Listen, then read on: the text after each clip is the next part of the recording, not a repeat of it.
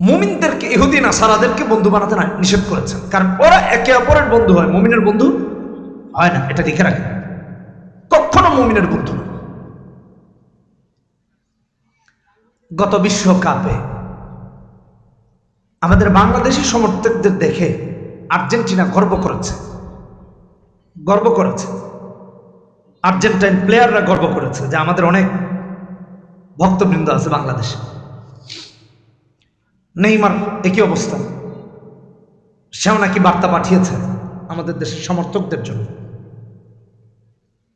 আমার জিজ্ঞাসা, পৃথিবীর এত এত মুসলমানদেরকে মারা হলো, ফিলিস্তিনে 70,000-এর বেশি নারী পুরুষ শিশুদেরকে মারা হলো, ওরা কি একটা বার্তা পাঠিয়েছে? কথা বুঝে না। মুসলমানের রক্ত তাদের কাছে কোনো দাম পেয়েছে, মূল্যায়ন পেয়েছে? তাহলে কেন ইহুদি নাসারার অনুসরণে তুমি পাগল, তুমি মাতোয়ার? এটা জিজ্ঞাসা আমার।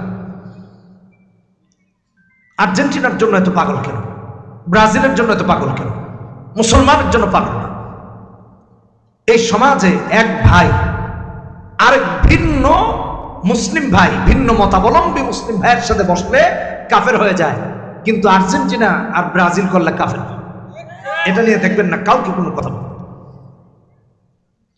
কিন্তু আমার টুপিটা এমন, আমি যদি আরেকজন টুপিওয়ালার সাথে, ভিন্ন টুপিওয়ালার সাথে বসি, কবে এই তো কাজ এসে বাতিল, গুমরা হয়ে গেছে। এটা হলো সবচেয়ে বড় ভণ্ডামি।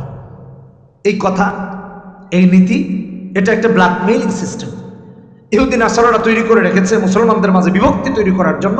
আর আমরা ওই ফাঁদে পা দিয়া মুসলমানের সাথে বিদ্বেষ রেখেছি, মুসলমানের মাঝে মুসলমানের সাথে সম্পর্ক নষ্ট করে রেখেছি। এই জন্য আজকে মুসলমানরা এক নাই। টুপিতে বিভক্ত, পাঞ্জাবিতে বিভক্ত, লেবাসে বিভক্ত, কেউ লম্বা জুব্বা, কেউ কাটা পাঞ্জাবি। আমি শুরু জমানায়, ছাত্র জমানায় তো সবসময় কাটা পাঞ্জাবি পরেছি।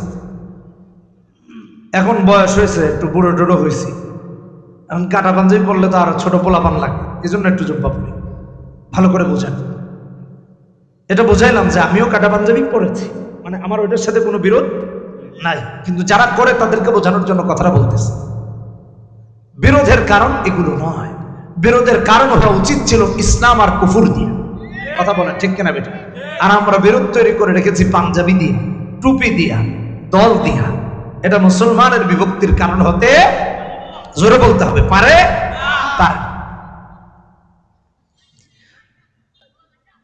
আমার ওই ভাইয়ের আল্লাহ যিনি, আমারও আল্লাহ তিনি, তার নবী যিনি, আমারও নবী তিনি, তার যে কিতাব কোরআন, আমারও কিতাব সেটা। অতএব আমি যে কারণে মুসলিম, সেও সে একই কারণে মুসলমান। এক মুসলমান আর এক মুসলমানের সাথে ভ্রাতৃত্বের সম্পর্ক রাখবে, আন্তরিকতার, মায়া, ভালোবাসার, সহমর্মিতার সম্পর্ক রাখবে। তা না রেখে রেখেছে দুশ্মনী, রেখেছে শত্রুতা। এটা মুসলমানের কোনো দায়িত্ব হতেই পারে না, এটা মুসলমানের কোনো সম্পর্ক হতেই পারে না। এগুলো ভুলে যান। যার কোরআন আমার কোরআন, সমস্ত আসমানি কিতাবের উপর ঈমান রাখে, যার নবী শেষ নবী আমার নবী, সে আপনার ভাই। যার আল্লাহ আমারও সেই আল্লাহ, সে আমার ভাই, সে মুসলমান। পৃথিবীর কোন মুফতি তারে কাফের প্রমাণ করতে পারবে না ফতোয়া দিয়ে, চ্যালেঞ্জ করে বললেন। আপনি তার সাথে কিসের দূরত্ব তৈরি করে রেখেছেন? তাকে বোঝান, তাকে দাওয়াত দেন, ইসলামের পথে আহ্বান করেন।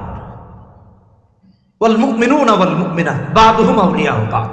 এজন্য আল্লাহ তাআলা মুমিনের বন্ধুত্বের পরেই বলছেন ইয়া'মুরুনা বিল মা'রুফ ওয়া ইয়ানহাউনা আনিল মুনকার। তার সাথে যদি কোনো সমস্যা থাকে, সৎ কাজের দাওয়াত তারে দাও। সে যদি কোনো অসৎ কর্মে লিপ্ত থাকে, তারে সেখান থেকে বাধা দাও। এটা মুসলমানের কাজ, এটা মুমিনের কাজ। আল্লাহ আমাদেরকে হেদায়েত দান করুন। কথাগুলো কি মনে থাকবে? তাহলে মুমিন মুমিনের বন্ধু, মুমিন মুমিনের বন্ধু। হ্যাঁ, আল্লাহ তাআলা অন্য আয়াতে বলেছেন, ভাই 10 নম্বর আয়াতে সূরা হুজুরাতে রাসূলুল্লাহ সাল্লাল্লাহু আলাইহি ওয়াসাল্লাম হাদিসের মধ্যে বলেছেন, আমি আলোচনা যাচ্ছি, ওয়াল মুমিনুনা ওয়াল মুমিনাত বা'দুহুম আউলিয়াউ বা'দ। মুমিন মুমিনের বন্ধু। বন্ধুর সাথে বন্ধুর প্রথম যে কাজ হবে সেটা হলো আমরি বিল মারুফ, সৎ কাজের দিকে আহ্বান করা। 2 নাম্বার হলো অসৎ কাজ থেকে তারে বারণ করা, বাধা দেয়া। নাম্বার হলো সালাত কায়েম করা, 4 নাম্বার হলো যাকাতকে প্রতিষ্ঠিত করা, যাকাত দেয়া, 5 নাম্বার হলো আল্লাহকে অনুসরণ করা, 6 নাম্বার হলো আল্লাহর রাসূলকে অনুসরণ করা। এই 6টি কাজ মুমিন বন্ধু বান্ধবের মাঝে যখন প্রতিষ্ঠিত হয়ে যাবে, তামাম পৃথিবীতে ইসলাম কায়েম হয়ে যাবে। এখন তো আমাদের মাঝেই নেই। ইয়ামুরুনা বিল মারুফ ওয়া ইয়ানহাউনা আনিল মুনকার ওয়া ইউকিমুনা আস-সালাত ওয়া ইউতুনা আয-যাকাত ওয়া ইউতিউনা আল্লাহ ওয়া রাসূলাহু উলাইকা সায়ারহামুহুমুল্লাহ। আল্লাহর রহমত নাযিল হবে, মুসলমানরা অস্থিতিশীল পরিস্থিতিতে থাকবে, সমস্যায় থাকবে, আল্লাহর রহমত নাযিল হবে, শান্তি নাযিল হবে। এই ওয়াদা আল্লাহ, অন্য কোন মানুষের কথা না। মুমিনের সম্পর্ক মুমিনের সাথে কেমন জানেন নাকি? কোন মুসলমান যদি দুর্বল হয়, আরেক মুসলমান তারে সহযোগিতা করে সবল বানিয়ে দিবে। এটাই হলো মুমিনের পরিচয়, এটাই হলো মুমিনের সম্পর্ক। রাসূলুল্লাহ সাল্লাল্লাহু আলাইহি ওয়াসাল্লাম বুখারী শরীফের হাদিসে মধ্যে বলেছেন, 6026 নম্বর হাদিস, আল মুমিনু লিল মুমিনি কাল বুনিয়ান ইয়াশুদ্দু বা'দুহু বা'দা। এক মুমিন আরেক মুমিনের জন্য প্রাচীরের মতো। প্রাচীরের যেমন এক অংশ আরেক অংশকে শক্তিশালী করে, এক মুমিন শক্তিশালী করবে আরেক মুমিনকে। সুবহানাল্লাহ। এক মুমিন শক্তিশালী করবে আরেক মুমিনকে। এক মুমিন আরেক মুমিনের দুর্বলতার কারণ হবে না, এক মুমিন আরেক মুমিনকে দুর্বল করবে না, এক মুমিন আরেক মুমিনকে অসহায়তার দিকে ঠেলে দিবে না। ইয়াশুদ্দু বা'দুহু বা'দা। একটা প্রাচীর নিচের অংশ যেমনি ভাবে উপরের অংশকে মজবুত করে, উপরের অংশ মজবুত হয়ে নিচের অংশের কারণে ইয়াশুদ্দু বা'দুহু বা'দা, এক অংশ অপর অংশকে শক্তিশালী করে। ঠিক মুমিন তো হবে এমন, এক ভাইকে আরেক ভাই শক্তিশালী করবে, আর আমরা এক ভাই আরেক ভাইকে দুর্বল করে, এক ভাই আরেক ভাইকে বেইজ্জত করছে, এক ভাই আরেক ভাইকে অপমান করছে, এক ভাই আরেক ভাইকে টেনে উলঙ্গ করে দিচ্ছে।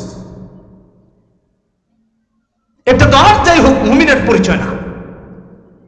রাসূলুল্লাহ সাল্লাল্লাহু আলাইহি ওয়াসাল্লামের হাদিস, সহিহ হাদিস। কে আপনাকে আমাকে এমন ইসলাম শিক্ষা দিল, চাই সেটা ইসলামিক দল হোক, চাই অনইসলামিক দল হোক। ইসলামিক দল হয়ে যদি অনইসলামিক চর্চা হয়, এটা ইসলামিক দল হয়। রাসূলুল্লাহর কথা কর্মী জানে না, সে কিসের ইসলামিক দল? ইয়াশুদ্দু বা'দুহু বা'দা। মুসলমান ভাইয়ের ব্যাপারে সচেতন হন, দায়িত্বশীল হন, কোরআন সুন্নাহকে অনুসরণ করেন।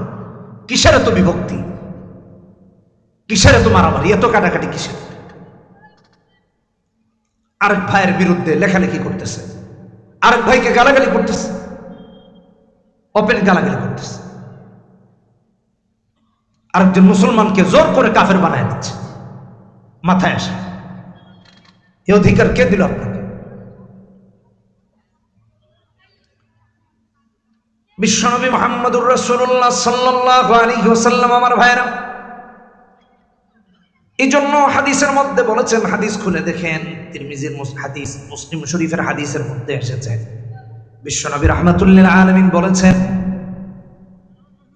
মাসালুল মুমিনিনা ফি তাওয়াদ্দিহিম ওয়া তারাহুমিহিম ওয়া তাআতুফিহিম কামাসালিল জাসাদিল ওয়াহিদ ইযা ইশতাকা মিনহু উদুন তাদাআ লাহু সাইরুল জাসাদি ফিল হুম্মা ওয়াস সাহা। এক মুসলমান আরেক মুসলমানের সাথে দয়া মায়া ভালোবাসার সম্পর্ক হবে এক দেহের মতো। দয়া মায়ায় ভালোবাসায় থাকবে এক দেহের মতো। দেহের এক অঙ্গ যদি অসুস্থ হয়, পুরো দেহ অনুভূত হয়। অনিদ্রা সারা দেহকে ঘুম থেকে বিরত রাখে, জ্বর তাকে আচ্ছন্ন করে, অনিদ্রা পেয়ে বসে, শরীর অসুস্থ হয়ে যায়। একটা অঙ্গ অসুস্থ হলে পুরো দেহটা অনুভূত হয়। হাত সমস্যা, অ্যাক্সিডেন্ট করে হাত ভেঙে গেছে, পুরো শরীরে জ্বর চলে আসছে, অনিদ্রা তাকে আচ্ছন্ন করেছে, ঘুম আসছে না সারা রাত, এটা পুরো দেহ অনুভূত হয়। ঠিক একজন মুসলমান যদি বিপদে থাকে, রাসূলুল্লাহর এই কথা প্রমাণ করে পুরো উম্মাহ এটার কারণে আচ্ছন্ন হওয়ার কথা ছিল, এটার কারণে ভোগান্তির কথা ছিল। কিন্তু আজকে পুরো উম্মাহ বিপদগ্রস্ত, কিন্তু একজন মুসলমানও এটা নিয়ে কোনো পেরেশানি। এই ইসলাম কোথায় পেয়েছেন? মুসলমান কোন গ্রহের মুসলমানেরা, কোন হাদিসের অনুসারী তারা, আল্লাহ তাআলার কোন আয়াতের অনুসারী তারা? এই আয়াত তারা কোথায় পেল, এই হাদিস তারা কোথায় পেল যেটা করা হচ্ছে? বাদুহুম আউলিয়া বাদ। রাসূল বলেছেন মাথালুল মুমিনিনা ফি তাওয়াদ্দিহিম ওয়া তারাহুমিহিম ওয়া তাআতুহুম। এই নির্দেশ কার?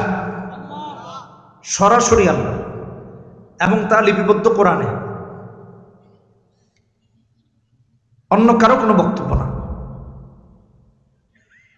তাহলে সৎ কর্মে সহযোগিতা করা এবং তাকওয়ার দিকে সহযোগিতা করা একে অপরকে।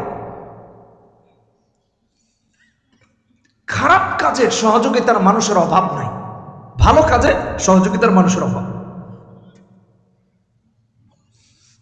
আমি কবিজন আমার মসজিদে বলতেছিলাম, 90% মুসলমানের দেশে ইসলামী আইন নাই, ইসলামী শাসন নাই, ইসলাম বাস্তবায়ন নাই। কারণ কি জানেন? কারণ আমরা মুসলমানের চেয়ে মুনাফিকের সংখ্যা বেশি। মুসলমানের চেয়ে মুনাফিকের সংখ্যা বেশি, নয়তো দাবি করে 90% মুসলমান। সংখ্যাধিক্যের ভিত্তিতে, সমর্থনের ভিত্তিতে যদি এমপি নির্বাচন হয়, চেয়ারম্যান নির্বাচন হয়, মেম্বার নির্বাচন হয়, রাষ্ট্রপতি, প্রধানমন্ত্রী, মন্ত্রী, এমপি নির্বাচন হয়, তাহলে 90% মুসলমানের দেশে তো ইসলাম প্রতিষ্ঠা হওয়ার কথা এবং ইসলামী আইন থাকার কথা। নাই কেন? মুসলমানের চেয়ে বেশি মুনাফিক বেড়ে গেছে। তারাই চায় না ইসলামী আইন বাস্তবায়ন, ইসলামী শরিয়ত কায়েম। ওয়া তাআওয়ানু আলাল বিররি ওয়াত তাকওয়া, তাকওয়ার দিকে একে অপরকে সহযোগিতা করা, এমনকি সৎকর্মের দিকে সহযোগিতা করা, এটা আল্লাহর নির্দেশ। অসৎ কর্ম থেকে বাধা দেয়া, অসহযোগিতা করা, সহযোগিতা না করা অসৎ কর্মের ব্যাপারে, এমনকি সীমালঙ্ঘন তথা জুলুমের ক্ষেত্রেও যেন আমরা সহযোগী না হয়ে যাই, আল্লাহ এটাও নিষেধ করেছেন। ভালো করে বুঝতে হবে। সৎ কর্মের প্রতি সহযোগিতা, আল্লাহ কোরআনে বারবার এই কথা বলেছেন। এর গুরুত্ব অপরিসীম, অপরিসীম গুরুত্ব রাখে এই কথা। কিন্তু সমাজ এগুলোকে হালকাভাবে নিয়েছে, একেবারে হালকাভাবে নিয়েছে, এটার কোনো মূল্যায়নই করছে না। মুসলমান স্বাধীন নয়, আল্লাহর দাস। চাইলেই মদ খেতে পারে না, চাইলেই জেনা করতে পারে না, চাইলেই মিথ্যা কথা বলতে পারে না। আল্লাহ সীমারেখা নির্ধারণ করে দিয়েছেন এবং বলেছেন তিলকা হুদুদুল্লাহ, এটা আল্লাহর সীমানা। পৃথিবীতে কোনো মানুষ স্বাধীন না। কে বলেছে স্বাধীন? কোনো না কোনো ভাবে সে পরাধীন, হয়তো মানব রচিত আইনে পরাধীন, অথবা আল্লাহর আইনে পরাধীন। আল্লাহর আইনে যে পরাধীন সে আল্লাহর দাস, আল্লাহর গোলাম, সে জান্নাতি। আর মানুষের আইনে যে পরাধীন সে জাহান্নামী। এটা মাথায় রেখে, পার্থক্যটা এখানে। আপনি যদি বলেন আমি স্বাধীন, যা মন চায় তা করবো, একজন খুন করলে আইন কি আপনাকে জেলখানায় নেবে না? জেলখানায় তো নিয়ে নেবে।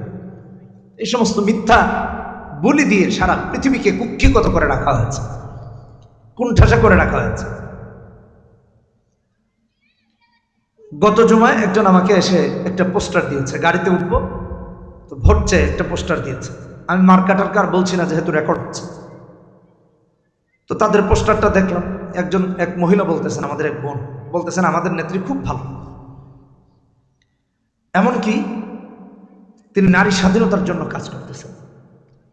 খুব সুন্দর করে বুঝায় বলল। তো আমি তখন তো আর দেখার সুযোগ পাই নাই, গাড়িতে উঠে দেখলাম তারা নারীর স্বাধীনতার জন্য খুব অ্যাক্টিভ আর কি। ওই যে কথাটা বলছে ওখানে স্লোগান টোলোগান আছে, ইত্যাদি ইত্যাদি বিশাল চিঠি লেখা। এজন্য মনে পড়লো আর কি, তাই দুটা কথা বললাম। তাআওয়ানু আলাল বিররি ওয়াত তাকওয়া, কল্যাণের দিকে একে অপরকে সহযোগিতা করা, তাকওয়ার দিকে একে অপরকে সহযোগিতা করা, অসৎ কর্ম এবং গুনাহের দিকে না করা, সীমালঙ্ঘন আর জুলুম আর জালেম হওয়ার দিকে না। আল্লাহ রাব্বুল আলামিন অন্যান্য আয়াতে বলেছেন, অনেক আয়াতে বলেছেন, 90% মুসলমানের দেশে মুসলমানের দায়িত্ব, কর্তব্য হলো এক মুসলিম আর এক মুসলমানকে ভালো কাজে সহযোগিতা করবে। এটা কোরআনের তাকাজা, এটা ইসলামের তাকাজা, আমার না। আমি একজন মুসলিম হিসাবে আমার, যেহেতু আমার আল্লাহ বলেছে, কিন্তু আমি এটা বোঝাতে চাচ্ছি যে আমি বানিয়ে বলতেছি না, এটা আল্লাহ কোরআনে বলেছে। আল্লাহ রাব্বুল আলামিন তাই তো কোরআনে হাকিমে বলছেন, সূরা তাওবা 71 নম্বর আয়াত, ওয়াল মুমিনুনা ওয়াল মুমিনাতু বা'দুহুম আউলিয়াউ বা'দ ইয়া'মুরুনা বিল মা'রুফি ওয়া ইয়ানহাউনা 'আনিল মুনকারি ওয়া ইউকিমুনাস সালাতা ওয়া ইউতুনাজ যাকাতা ওয়া ইউতিউনা আল্লাহা ওয়া রাসূলাহু উলাইকা সায়ারহামুহুমুল্লাহ। ওয়াল মুমিনুনা ওয়াল মুমিনাত বা'দুহুম আউলিয়াউ বা'দ। মুমিন নারী পুরুষ একে অপরের বন্ধু। মুমিন মুসলমান কালেমাওয়ালারা এক কালেমাওয়ালা আর এক কালেমাওয়ালার দুশ্মন নয়। বাস্তবতা হলো ভিন্ন। এখন তো টুপি দিয়ে বিভক্ত হয়ে গেছে। টুপি কয় না, এর টুপি আমার টুপির সাথে মিল নাই, এটা বাদ। আমি আমার ছোট্ট অভিজ্ঞতা বলি। প্রথম যেহেতু পড়ালেখা শুরু হয়েছে জামিয়া হুসাইনি আশরাফুল উলুম বরকাররা মাদ্রাসায়, সবাই পাঁচকল্লি পরে, আমিও পড়েছি, মাদ্রাসার ড্রেস কোড। ওখান থেকে অন্যান্য মাদ্রাসায় গিয়েছি, আবার ভিন্ন টুপি ছিল, কিন্তু আমি পাঁচকল্লিই পড়েছি। লালবাগ জামিয়াতে আসলাম, মুফতি আমিন রহমতুল্লাহ আলাই সাদা টুপির মাঝে এরকম একটা টুপি পরতেন। হুজুর তো খুব শৌখিন মানুষ ছিল, সুন্দর এরকম একটা সাদা টুপি পরতেন। এই ডিজাইনের না, এটা একটু রাউন্ড থাকবে সাইডটা। ওখানে এই টুপি পরলাম, হুজুরের অনুকরণ থেকে। অনেক আগে থেকে মুফতি তাকি উসমানী হাফিজাহুল্লাহকে আমি টুইটারে ফলো করি, অনেক আগে থেকে, যেটার নাম এখন এক্স, ইলন মাস্ক কিনে নিয়েছেন। তখন ফেসবুক আমাদের দেশে এত অ্যাভাইলেবল না, মনে করেন 2008-09 ওই সনের কথা বলছি। মুফতি তাকি উসমানী সাহেবকে ইউটিউবে দেখতাম, উনি অধিকাংশ সময় কালো পাগড়ি এমনকি কালারিং টুপি পরতেন। মুফতি তাকি উসমানী, যিনি সারা পৃথিবীর সমস্ত হক্কানি আলেমদের মুখপাত্র। কিন্তু মুফতি তাকি উসমানী তাদের কাছে কাফের না, আর বলার তো কোনো সুযোগ নেই। কিন্তু আমি এই দেশের কত মানুষের কত তোহমত শুনেছি এই কালো টুপি পরার কারণে, তখন থেকে। এখন আমি এটা বলি কেমনে? আমি বলেছি যাক, বলুক, অসুবিধা কি, একদিন তো বুঝবে, একদিন দেখবে, একদিন বুঝবে। এর জবাব দেওয়ার কোনোদিন কোনো প্রয়োজন মনে করি নাই। কিন্তু আজকে কেন এই কথা আসলো এটা বোঝাচ্ছি, একটা কথা বোঝানোর জন্য বলছি। উম্মত টুপি নিয়ে বিতর্কিত, টুপি নিয়ে বিভক্ত, পাঞ্জাবি নিয়ে বিভক্ত, জামা কাপড় নিয়ে বিভক্ত। ইমান আছে কিনা এটার খবর নেই। ইমান যে তার ভঙ্গ হয়ে খান হয়ে গেছে এই খবর উম্মতের নাই। টুপি দেখে নেককার নির্ধারণ করছে, পাঞ্জাবি দেখে নেককার বানাচ্ছে, অথচ ভেতরে ইমানই নাই। সে নাস্তিক্যবাদ কেলান, কুফর কেলান করে। ইমান না থাকলে এই লেবাস দিয়ে কি হবে? উম্মাহকে এক হতে হবে। আল্লাহ বলেছেন ওয়াল মুমিনুনা ওয়াল মুমিনাত বা'দুহুম আউলিয়াউ বা'দ। এক মুমিন আরেক মুমিনের বন্ধু, একজন নারী মুমিনা আরেকজন মুমিনার বান্ধব। এটা আল্লাহর কোরআনের কথা। 71 নম্বর আয়াত সূরা তাওবা খুলে দেখেন। কাফের মুশরিকরা, ইহুদি নাসারারা কখনো মুসলমানের বন্ধু নয়, আল্লাহ নিষেধ করেছেন। সূরাতুল মাইদাতে 51 নম্বর আয়াতে আমার আল্লাহ রাব্বুল আলামিন এই কথা জানিয়ে দিয়ে বলেছেন, ইয়া আইয়ুহাল্লাযীনা আমানু লা তাত্তাখিদুল ইয়াহুদা ওয়ান নাসারা আউলিয়া বা'দুহুম আউলিয়াউ বা'দ